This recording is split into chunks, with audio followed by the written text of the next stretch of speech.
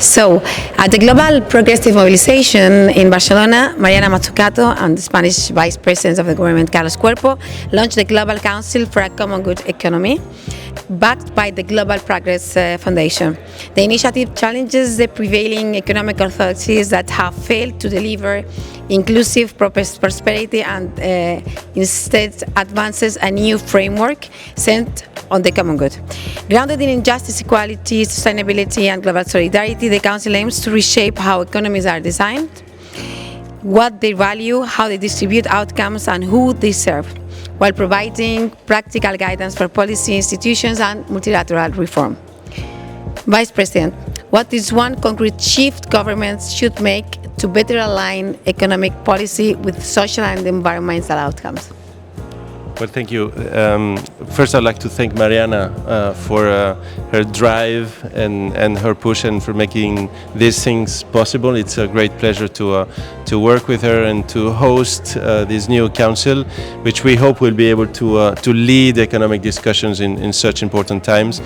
I mean, from our side, I said it in the panel that we just had, I think we need to instill in the policies that we have on a daily basis the fact that we need growth, but growth is a necessary condition, it's not a sufficient one.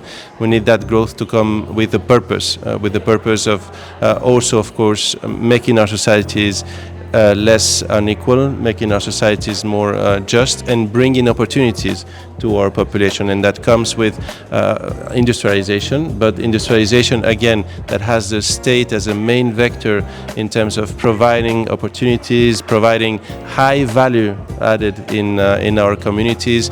And there is this regional cohesion. It's not just social, but also regional cohesion factor in which we all have to work. So it's protect and prepare our societies through growth, but growth with purpose. Thank you. And for Ms. Mazzucato, if we want a new economic model, what assumptions about how markets and growth needs to change? Sure. So I also want to thank Spain as a government that is walking the talk, and especially Minister Cuerpo and President Sanchez for really leading the way and also connecting the issues, health, climate, debt issues, justice issues, they're actually connected. And that's the point actually of the council, that instead of having all these verticals that we think about, whether it's health during COVID, whether it's now the energy shock, whether it's around debt issues, which are so important for the global south, what are the changes that we need to think about on how we even understand the economy? Because otherwise what ends up happening is that you have the what's to be done in the Ministry of Health, the Ministry of the Environment, but then the Ministers of Economy or Finance don't change their reasoning. No? And so we want to really use this council to help foster a much more interesting discussion with ministers of finance and ministers of economy globally on what have we learned over the years of how the economy works. How do we think of growth not only in terms of the rate, but the direction? And the direction doesn't necessarily mean it's a good direction, right? The financial crisis came from a financialized form of growth.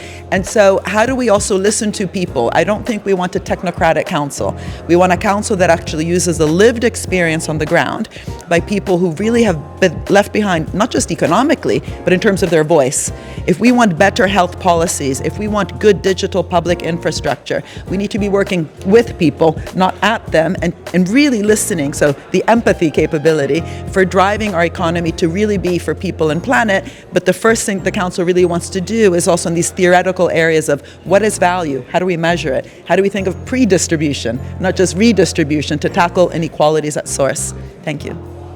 Thank you. That's pretty interesting. And for both of you, what would success look like in the next 5 years? What should people actually feel differently? That's a difficult question for Mariana. Okay. Well, one thing is actually to create a more horizontal form of governance and government. Currently, we have ministers of finance and economy here, and then down in the ladder, we might have Minister of Culture, Minister of Health, Minister of the Environment. So by rethinking the economy with purpose, as the minister said, then the purpose surely is about health for all, sustainability, good public services. So we need the economy, but also the economists and the Minister of the Economy and Finance to work with not only people, as I said, but with these other ministries, which surely if we want health for all, what does it mean for the structure of finance? If we want to have a more sustainable form of mobility systems, that means it's not just for the Department of Transport, but it's equally for, this interministerial way of working. So that's one of the big objectives, interministerial outcomes orientation, with that outcome being purpose-driven. And second, we really need people to feel valued. We don't need surveys. We don't need tokenistic talk about, a people-centered economy. We really need to be listening, and I think we should be learning, this is what the council wants to do because it's a global council, to the experience globally of where there's also been good actions, good form. In Brazil, in Porto Alegre, they do outcomes-oriented budgeting. Let's learn from that. Well, that's pretty nice. Thank you. Yes, I think in the end we're all looking at the same thing, that which is protecting citizens, but trying to do it by listening to what they need. And at this stage, we discussed it before. It's a very pivotal moment in history, in economic history as well, where depending on the decisions that we take today, we might end up in a good or in a bad equilibrium in a few years' time. And of course, we are very much aware now that there is a disconnect between how people feel and maybe what the macro figures are telling us, and we need to bridge that gap, and it has to be done via actually really getting down to their daily lives and trying to bring value to and purpose also to what they do, and have a common understanding on what the main goals and policies are. It's not just imposing on them a specific agenda, but really having it been born bottom up. And I think this way can be a sure success going forward. Thank you very much to both of you. We are going to follow this.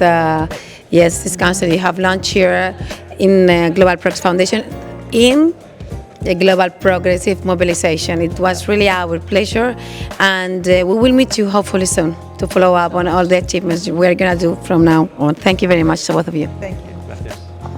A vosotros. Gracias.